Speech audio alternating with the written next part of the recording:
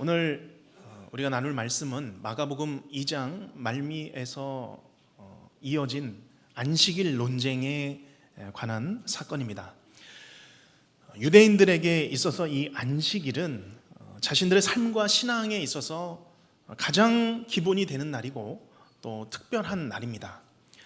창조 원리에 따라서 6일 동안 힘써 일하고 제7일째에는 일을 하지 않고 심지어 전쟁 중에라도 이날만큼은 강력한 규정을 두어서 거룩하게 이날을 지켰습니다.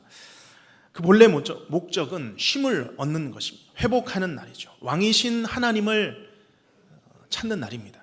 그런데 시간이 지나면서 이 유대인들은 이 쉼에 관한 39가지의 안식일 규정을 만들어냅니다. 그리고 이 날을 쉼과 회복의 날이 아니라 엄격한 규칙의 날이요, 하지 말아야 할 규정이 가득한 금지의 날로 바꿔버린 것입니다. 쉽게 말하자면 이 안식일은 원래 아름다운 정원이 펼쳐진 그 정원에서 마음껏 이 정원을 누리도록 이 날을 정해 주었습니다. 그러나 이곳에 수많은 선들과 장애물이 가득한 막혀진 곳을 만들어 버린 것입니다. 즐겨야 할 이 안식일 날에 정원이, 즐겨야 할 이 안식일의 정원이 각종 율법과 규정으로 판단과 정죄로 가득한 완악한 그런 정원으로 바뀌어져 버린 것입니다. 오늘 이 완악함이라는 관점으로 함께 말씀을 살펴볼 것입니다. 안식일에 회당에 한쪽 손이 완전히 마른 사람이 이 회당 안에 있었습니다.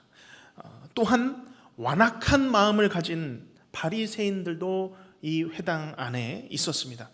결론부터 말씀을 드리자면 오직 이 한쪽 손 마른 사람의 손이 완전히 말라서 굳어져 버렸는데도 그 손에 다시 생기가 돌아서 고침을 받게 됩니다. 그러나 완악한 마음을 가진 바리새인들의 마음은 그렇지 않았습니다. 더 완악하게 굳어진 것이죠. 같은 공간 안에 있어도 새 포도주 대신 예수 그리스도, 영생하도록 솟아나는 샘물이 되시는 그 예수 그리스도의 능력을 새 부대에 담아냈던 사람들이 있는가 하면 여전히 낡은 부대에 담으려다가 터져버린 그런 일들이 오늘도 발생한 것입니다. 오늘 우리가 주일을 맞이하여 예배의 자리로 나와 있습니다. 오늘 주님의 말씀이 우리의 심령 가운데 부어질 때 우리가 새 부대가 되어서 예수님의 생명의 말씀을 받아 새롭게 변화되는 오늘 주일의 예배가 되시기를 바랍니다. 또한 우리의 마음의 정원에 우리 주님 찾아오셔서 주님의 생명의 샘물을, 새 포도주를 부어 주시옵소서. 완악하고 단단한 나의 마음 가운데 주님 부어 주셔서 주님의 말씀 간직하고 회개하고 변화되는 시간 되게 하여 주시옵소서. 우리가 이 말씀 받고 결단하는 말씀의 시간이 되시기를 간절히 바랍니다. 자, 그러면 오늘 이 사건을 살펴봅니다. 그 시작이 어떻습니까? 1절과 2절 말씀입니다. 여기에 두 부류의 사람이 동시에 등장하고 있습니다. 1절과 2절 말씀이죠. 1절을 제가 먼저 읽겠습니다. 예수께서 다시 회당에 들어가시니, 안식이 되셔서 회당에 들어가십니다. 그것이 이제 말씀을 가르치기 위함이었죠. 한쪽 손 마른 사람이 거기 있는지라. 우리 2절 같이 읽겠습니다. 사람들이 예수를 고발하려 하여 안식일에 그 사람을 고치시는가 주시하고 있거늘. 아멘. 안식일에 이 회당 안에 한편에는 이 한쪽 손 마른 사람이 앉아 있습니다. 그리고 다른 한편에는 예수님을 고발하려고 작정한 사람들이 진을 치고 앉아 있는데 그들은 어떤 사람들입니까? 은혜가 다 말라버린 사람들, 완악한 사람들이 앉아 있습니다. 먼저 이 한쪽 손 마른 사람에 대해서 살펴봅니다. 손이 말랐다고 할 때 이 마른이라고 하는 단어는 건조하다, 마르다, 시들다라는 그런 의미입니다. 이 단어가 신약 성경에서 사용될 때에는 모두 다 어떤 식물에 관해서 사용된 단어입니다. 나무가 그 뿌리가 마르고 시들어서 완전히 말라버린 그런 상태, 죽어버린 상태를 표현할 때 사용하는 단어죠. 살아 움직여야 할 그 손이 시들어서 생명력이 없어져 버려 완전하게 죽은 손이 된 것이죠. 완전히 그 한쪽 손을 쓰지 못하는 그런 상태입니다. 이 사람에게는 이 마른 손이, 죽어버린 손이 가장 큰 문제였습니다. 제 기능을 해야 할 손이 못 쓰게 되었습니다. 그저 오른쪽 손에 달려 있는 것이죠. 누가복음 6장에서는 오른손을 쓰지 못하는 사람이라고 표현되어 있습니다. 자, 그런데 이 한편에 사람이 이런가 하면 또 한편에는 다른 마른 사람들이 앉아 있습니다. 무엇이 마른 사람들입니까? 은혜가 다 말라버린 사람들입니다. 2절에 사람들은 예수를 고발하려 하여 예수님을 주시하고 있는 사람들입니다. 누구입니까? 누가복음 6장 동일한 사건을 다루는 말씀에서는 이 사람들이 누군지 구체적으로 적고 있습니다. 그 유명한 서기관들과 바리새인들입니다. 이 서기관들과 바리새인들은 안식일이 되어서 이 회당에 앉아는 있습니다. 그런데 앉아 있는 이유가 다른 데 있습니다. 예수님을 고발할 건수를 찾아내야 하는데 여기 이 회당 안에 한쪽 손 마른 사람을 두고 안식일에 이 사람을 고치시는가 하면서 곁눈질로 감시하며 주시하고 있는 사람들입니다. 성경을 해석하는 사람들은 아마도 의도적으로 이 바리새인들과 서기관들이 이 손 마른 사람을 예수님 앞에 앉혔다라고도 추정을 합니다. 함정이죠. 예수님 앞에 덫을 놓은 것입니다. 그래서 여기 이 사람들의 마음을, 바리새인들과 서기관들의 마음을 오늘 예수님께서 단어로 표현하고 계시는 것입니다. 5절 상반절에 보시면 그들의 마음이 어떻습니까? 완악함을 탄식하사 그들의 마음을 꿰뚫어 보신 것입니다. 예수님께서는 지금 이 서기관과 바리새인들의 마음을, 그 중심을 꿰뚫어 보셨습니다. 여기 완악함이라고 하는 것은 둔한 겁니다. 굳어버린 겁니다. 완고한 것입니다. 우리가 굳은 살 아무리 뾰족한 걸로 찔러봐도 아프지 않습니다. 굳어버렸기 때문이죠. 굳어서 돌과 같이 딱딱하게 되어버린 그런 마음의 상태, 완악한 마음입니다. 간혹 몸에 돌을 갖고 있는 분들이 계십니다. 몸속에 결석을 품고 계신 분들이죠. 이 결석 참 언제 생겨나고 또 언제 자라는지 모르는 가운데 이 결석이 생기죠. 그런데 처음에는 우리가 알 수가 없습니다. 어디에 어떻게 생기는지 무증상이죠. 알지 못합니다. 그런데 이 결석이 자라가다가 한순간 통증으로 알게 됩니다. 알고 봤더니 돌이 막힌 것이죠. 그래도 이 몸속의 돌은 요즘에 체외 충격파해서 따닥따닥해서 깨낼 수 있습니다. 또는 이 장기를 떼어내서라도 우리 몸속에 있는 돌은 떼낼 수 있는 것이죠. 그러나 마음이 굳어버리면, 마음이 돌같이 한번 딱딱하게 굳어버리면 어떤 방법으로도 해결이 되지 않습니다. 오직 예수님만이, 우리 주님만이 내 마음을 만져주셔야 되는 것이죠. 내 속에 새 영을 부어주셔야 내 마음이, 내 돌같은 마음이 살처럼 부드러운 마음이 되는 것이죠. 우리가 올 한 해를 시작하면서 시편 123편 3절 말씀, 여호와여 우리에게 은혜를 베푸시고 우리에게 또 은혜를 베풀어 주시옵소서. 우리가 이 말씀 한 해를 두고 시작했습니다. 우리가 한번 우리의 마음을 점검해 봐도 좋을 것 같습니다. 우리 안에 얼마나 이 은혜가 채워지셨습니까? 은혜를 가득하게 맛본 성도는 마음이 돌과 같이 되지 않습니다. 둔하지도 않고 굳어져 있지 않습니다. 부드러운 마음이 되는 것이죠. 보들보들한 그런 마음, 연한 마음이 됩니다.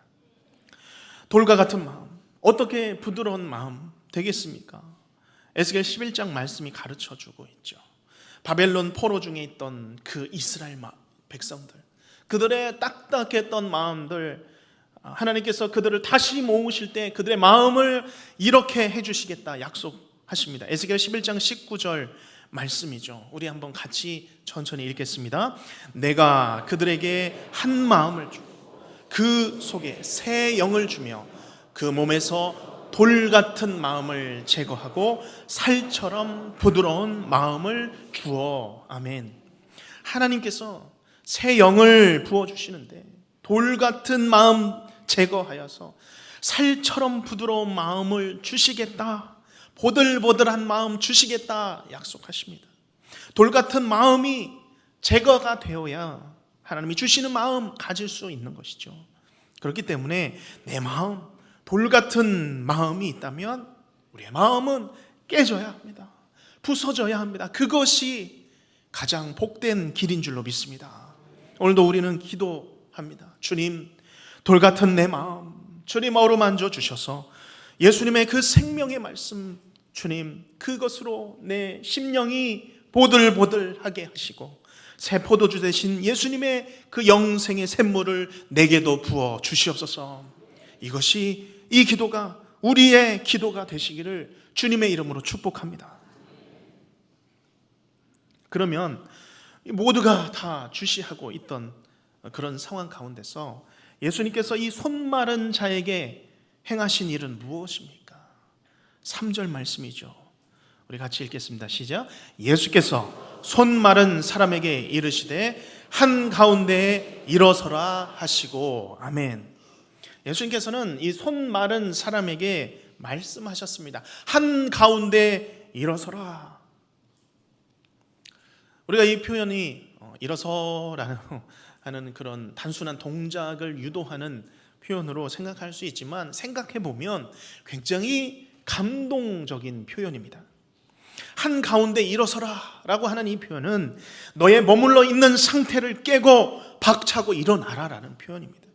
이 일어서라, 여기서 사용된 이 일어서라라는 표현은, 일어나다라는 단어는 신약 성경에서 주로 죽음에서 사망 권세를 깨고 일어나라 라고 할 때, 부활의 모습을 서술할 때에 사용되는 단어입니다. 손 마른 자여, 이때까지 너의 영혼이, 너의 삶이 위축되어 있지 않았느냐? 그러나 이제는 그런 삶에서 일어나라, 그 벗어나서 이제는 일어나라라는 표현이죠. 억눌리고 절망했던 모든 과거를 박차고 일어나서 새로운 소망의 자리로 나오라. 오늘 이 손 마른 자를 향한 이 선포의 말씀을 내 영혼을 향한 선포로, 내 인생을 향한 선포로 들으시기를 주님의 이름으로 축복합니다. 내 메마른 마음을 향하여서 더 부드러운 마음이 될 수 있도록, 더 간절한 마음 되도록 주시는 하나님의 말씀으로 우리가 받으시기를 바랍니다. 그리하여서 우리 안에 회복되어져야 할 문제가 있다면, 오늘 이 손 마른 자와 같은 그런 문제들이 있다면 우리가 주의 말씀으로, 살아있는 말씀으로 응답받아 회복되는 역사가 있기를 간절히 바랍니다.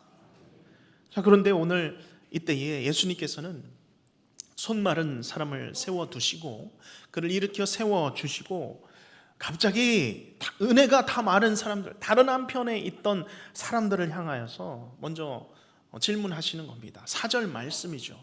그들에게 이르시되 안식일에 선을 행하는 것과 악을 행하는 것, 생명을 구하는 것과 죽이는 것, 어느 것이 옳으냐 할 때 그들의 반응이 어떻습니까? 그들이 잠잠하거늘 아무 말도 하지 못해. 무슨 뜻이겠습니까? 너희가 지키는 안식일이 정말 옳다라고 생각하면서 지키고 있는데 과연 이 안식일에 손 마른 자 고치는 것 옳은 것이냐, 아니면 그를 그냥 놔두는 것이 옳은 것이냐? 지금 이 손 마른 자를 고치는 것 분명히 선을 행하는 것이다, 이것이 옳은 것이다, 생명을 구하는 것이다 라고 하시면서, 그런데 악을 행하고 생명을 죽이는 것, 그것이야말로 안식일에 결코 합당하지 않다라는 것을 서기관들과 바리새인들에게 말씀하고 계시는 것입니다. 사실 이 안식일에 대한 계명은 십계명 계명 중에 선언을 포함해서 설명까지 가장 긴 계명입니다. 사계명이죠. 네 번째 계명입니다. 출애굽기 20장 8절부터 8, 9, 10, 11절에 걸쳐서 이 네 번째 계명을 설명하고 있습니다. 먼저 20장 8절부터 보면 선언이죠. 안식일을 기억하여 거룩하게 지키라. 유대인들은 이 말씀에 따라서 그들의 안식일을 지켰습니다.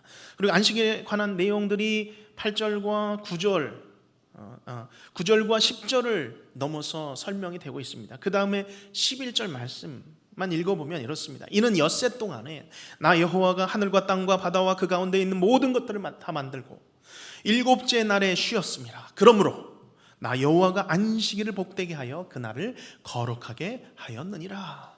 이 안식일에 관한 설명을 길게 설명을 해 주십니다. 그런데 이 긴 계명을 통하여서 지키게 하신 이 안식일의 가장 큰 의미는 쉼입니다. 엿새 동안 일을 하고 일곱째 날 쉬는 것입니다. 그리고 이날 동안 오직 여호와 하나님만을 기억하고 이 날을 복되며 거룩하게 지키는 것이죠. 얼마나 좋은 의미입니까? 하나님께서는 이 육신의 노동으로부터 벗어나서 하루 마지막 날 쉴 수 있도록 이 쉼을 안식일을 통해서 유대인들에게 허락해 주신 것입니다. 그래서 이 안식과 이 쉼을 통하여서 사람이 얻는 것이 무엇입니까? 다시 힘을 얻는 것이죠. 회복입니다. 고난 삶으로부터 소생을 얻는 것입니다. 물론 이 우리가 지키는 오늘날의 이 주일은 이 구약의 안식일과는 분명히 다릅니다. 다른 부분이 있습니다. 우리가 주일은 예수님의 부활을 기념하는 날이죠. 그래서 첫날로, 일주일의 첫날로 드리는 것이죠. 그럼에도 이 신약의 이 주일 역시 율법의 안식일과는 비슷한 한 가지 비슷한 점이 있다면 그것은 바로 쉼이라는 의미가 포함되어 있다는 것입니다. 성도가 예수 그리스도의 부활을 기뻐하며 가장 값진 영적 생명과 영원한 만족과 그 쉼을 누리는 날이 바로 이 주일입니다. 수고하고 무거운 짐진 자들아 다 내게로 오라. 내가 너희를 쉬게 하리라. 우리의 모든 수고로운 무거운 죄의 짐들을 다 주님 앞에 내어 맡길 때에 우리는 다시 일어나 힘을 얻어 한 주를 새로 출발하며 살아갈 수 있는 것이죠. 주의 말씀을 듣고 그 말씀이 우리의 영혼의 쉼이 되어서 회복이 되어서 살아갈 수 있는 것입니다. 자, 그런데 오늘 이 안식일 회당 이 공간에서 예수님이 이와 같이 손 마른 자를 향하여서 그를 고치고자 하는 그 선을 행하시고자 하는데 같은 장소에서 악을 행하는 그런 사람들이 있다는 것입니다. 예수님의 그 치유가 손 마른 사람의 그 생명을 구하시고자 하는 것이었다면 같은 자리에서 안식일의 규정을 지킨다고 하면서도 생명을 죽이는 사람들이 있었다는 것이죠. 누구입니까? 6절 말씀이죠. 바리새인들이 나가서 곧 헤롯 땅과 함께 어떻게 하여 예수를 죽일까 의논하니라. 지금 바리새인들과 이 서기관들은 안식일을 거룩하게 지켜야 한다고 말하고 행동하면서도 속으로는 예수님을 죽이려고 하는 악을 꾸미고 있는 것입니다. 이것은 단지 미워하는 마음이 아니죠. 실제로 살인하고자 하는, 죽이고자 하는 계획을 세우고 있습니다. 한 손 마른 사람, 손이 완전히 다 말라버려서 완전히 죽어버린 그런 손을 갖고 있는 사람이 한편에 있었다면 지금 바리새인들과 서기관들 그들의 마음은 그들 안에 은혜가 마르고 다 말라버려서 마음이 쩍쩍 갈라진 그런 완악한 마음을 보여주고 있습니다. 어떻게 하여 예수를 죽일까 의논하니라. 독한 마음이죠. 만약 서기관들과 바리새인들이 이때라도, 이 순간만이라도 회개하며 마음을 변화시켰다면 그렇게까지 더 완악하게 되지는 않았을 것입니다. 그러나 그들은 스스로 그들에게 주어진 은혜의 기회를 발로 걷어찬 버린 것입니다. 그리고 이제 사람들 가운데 서 있던 손이 말랐던 사람, 그가 그만이 놀라운 일을 경험하는 것이죠. 우리 5절 말씀 함께 읽겠습니다.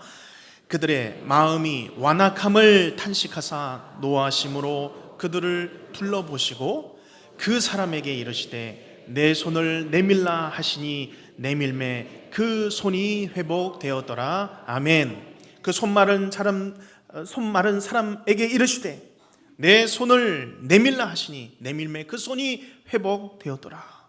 내 손을 내밀라라는 예수님의 말씀에 그는 손을 내밀었습니다. 그랬더니 말랐던 손이, 죽었던 손이 회복이 되었습니다. 오늘 이것이 육신의 손이 말라 있던 병자가 경험한 안식일의 참 회복이요 진정한 치유였습니다. 이 사람은 인생의 가장 놀라운 일, 가장 해결함 받기 원하는 일이 해결이 된 것입니다. 그 회복을 경험했습니다. 이 병자는 주의 말씀에 따라 일어섰습니다. 부끄러웠을 것입니다. 그러나 그는 일어섰고 손을 내밀었습니다. 그리고 그때에 그를 날마다 절망하게 만들었던 마른 손의 문제가 해결이 된 것입니다. 오늘 그 안식일, 그토록 수많은 경계선과 울타리로 가득한 안식일이었습니다. 예수님께서는 이 안식일에 굳이 고치지 않으셔도 됐습니다. 안식일을 피하셔도 됐습니다. 그러나 예수님께서는 여전히 그 회당에서 가장 작은 사람을 지나치지 않으셨습니다. 그를 주목하셨습니다. 그를 보신 것이죠. 불쌍히 여기셨습니다. 그의 손을 고쳐주셨습니다. 왜 그렇습니까? 예수님께서 이미 마가복음 2장 16절 17절 말씀에 예수님께서 누구를 찾아다니시는지 이미 말씀해 주셨습니다. 어떤 사람들입니까? 우리 거슬러 올라가 보겠습니다. 마가복음 2장 16, 17절 말씀, 16절의 말씀을 제가 먼저 읽겠습니다. 바리새인의 서기관들이 예수께서 죄인 및 세리들과 함께 잡수시는 것을 보고 그들에게 제자들에게 이르되 어찌하여 세리 및 죄인들과 함께 먹는가? 예수님을 향해서 말씀하실 때 예수님께서 17절에 무엇이라 말씀하십니까? 읽겠습니다. 예수께서 들으시고 그들에게 이르시되 건강한 자에게는 의사가 쓸데없고 병든 자에게라 쓸데있느니라. 나는 의인을 부르러 온 것이 아니요 죄인을 부르러 왔노라 하시니라. 아멘. 예수님께서 만나시고자 하는 사람이 누구입니까? 병든 사람들입니다. 죄인들입니다. 세리와 죄인 같은, 바로 나 같은 죄인들입니다. 나를 찾으시는 것이죠. 나 같은 죄인을 찾으십니다. 우리가 화장을 안 한 얼굴은 함부로 보여주지 않습니다. 그렇죠? 다 화장을 하고 오신 것 같은데요. 우리가 화장 안 한 얼굴을 민낯이라고 부릅니다. 민낯이라고. 자, 그런데 잘 살펴보면 우리의 마음에 민낯 같은 마음이 있습니다. 죄로 물들어 버린 부끄러운, 하나님 앞에 보이기 어려운 부끄러운 민낯 같은 마음이 있습니다. 자, 그런데 예수님께서는 그런 민낯 같은 마음을 찾으십니다. 내가 생명의 복음을 받을 수 있을까? 예수님 치유해 주신다는데 나는 그 치유함 받을 수 있을까? 내가 너무 이런 삶을 살았는데 나 같은 사람, 내가 하나님께 매달려 그 은혜 받을 수 있을까? 내가 지난 한 주간 너무나도 어리석게 살았는데 나도 그 용서 받을 수 있을까? 주저하며 물러나 있는 사람들, 예수님께서 그런 사람들을 찾으십니다. 그런 마음을 찾으십니다. 그리고 세워주시는 것이죠. 오늘 손 마른 자를 일으켜 세워주신 것처럼 일어나라, 내 손을 내밀라. 그가 내밀매 그 손이 회복되었더라. 오늘 의사같이 우리를 살피시는 우리 주님 앞에 우리의 모든 마음들, 그 속마음이라도 다 내어놓으시길 바랍니다. 어떤 마음이든지 우리가 우리의 마음을 내밀며 우리의 민낯 같은 마음이라도 주님 앞에 내밀며 나아간다면 하나님께서 우리 마음에 새로운 은혜로, 새 은혜로 채워주실 줄로 믿습니다. 제가 어렸을 때에 테이프로, 그리고 시간이 지나서 또 CD로 찬양을 참 많이 들었습니다. 그런데 그때 이제 다윗과 요나단이라는 복음성가 듀엣이 있었죠. 지난 우리 정교인 수양회 때도 모셔서 우리가 찬양을 듣기도 했습니다. 그런데 이 다윗과 요나단 찬양 중에 내게 오라라는 찬양이 있습니다. 아주 오래된 찬양인데요. 이 찬양은 권희석 목사님이라는 분이 작곡한 곡입니다. 이분이 작곡한 곡 중에 친구의 고백, 요한의 아들 시모나라는 그런 찬양곡이 있습니다. 그런데 이 권희석 목사님은 평생을 시각장애를 안고 사셨던 분이십니다. 이 시각장애로 인해서 또 가난하게 사시면서 병원의 원목으로 활동하시면서 사역하시다가 몇 년 전에 하나님의 부르심을 입으셨습니다. 특별히 이 찬양 내게 오라라는 이 찬양을 통해 많은 분들이 참 은혜를 받고 하나님을 만나고 눈물을 흘리며 고백하며 우리가 또 귀로도 들었을 것이라 생각이 듭니다. 가사는 이렇습니다. 죄에 빠져 헤매이다가 지쳐버린 나의 모습은 못 견디는 아픔 속에서 그렇게 쓰러졌을 때 아무도 보는 사람이 없어 정말로 난 외로웠네. 그때 주님 내게 찾아와 사랑으로 함께하였네. 병든 자여 내게 오라, 가난한 자 내게 오라, 죄에 빠진 많은 사람들아 모두 다 내게 오라, 슬픈 자여 내게 오라, 괴로운 자 내게 오라. 삶에 지친 많은 사람들아 모두 다 내게 오라. 이 찬양이죠. 이 찬양을 제가 이제 설교를 준비하면서 듣고 싶어서 너튜브를 찾아봤습니다. 자, 그런데 이 찬양 듣는 중에 밑에 어떤 분이 이 찬양을 이제 들으시면서 이런 고백을 적어 놓아서 제가 읽어 드립니다. 너무 고통스러운 요즘 이 찬양이 제게 위로가 되어 통곡의 눈물이 흐릅니다. 8개월에 조산된 둘째가 목숨이 위독할 때에 처음으로 금식기도 7일째 되던 날, 새벽에 주님이 친히 찾아오셔서 이제 다 나았노라 응답 주셨던 주님, 이제는 저를 고쳐 주시옵소서. 내 눈물의 샘이 채워졌을 때 주님 응답 주시겠지요. 통곡의 기도를 한 번도 무시하지 않으시고 응답해 주신 주님 감사드립니다. 이 고백입니다. 병들 때마다 또 가난할 때마다 통곡의 눈물로 주님을 찾아갈 때에 우리 주님이 외면하지 않으시기 그렇게 응답해 주셨는데 하나님 이제는 저를 고쳐 주시옵소서. 그런 고백입니다. 오늘 예배 자리에 나오신 우리 성도님들께 묻습니다. 오늘 우리는 어떤 사람들입니까? 오늘 우리는 건강한 사람들입니까? 더할 나위 없이 풍요로운 삶을 살고 계십니까? 아니면 혹시 너무 지쳐 있지는 않습니까? 너무 힘들고 슬프고 괴로운 중에 있지는 않습니까? 죄에 빠져서 내가 혹시 헤매이고 있지는 않습니까? 병들어 있지는 않습니까?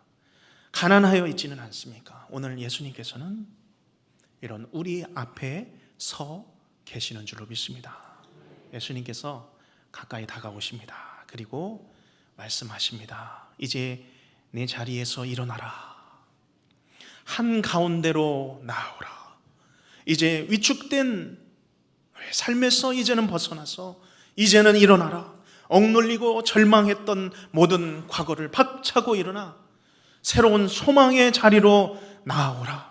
새 포도주 되신 예수님의 그 능력으로 영원한 샘솟는 그 샘물의 능력을 힘입고 나오라 말씀하십니다.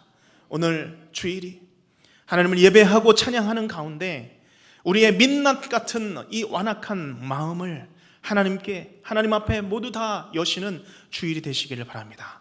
오늘 손 마른 자를 외면하지 않으시고 불러 세우셔서 그 손을 고쳐 주셨던 것처럼 하나님 오늘 주 안에서 치유와 회복이 일어나게 하여 주시옵소서. 수고하고 무거운 짐진 자들아 다 내게로 오라. 내가 너희를 쉬게 하리라.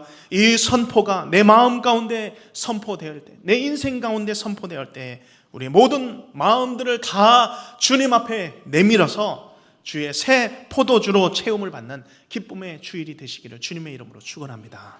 기도하겠습니다.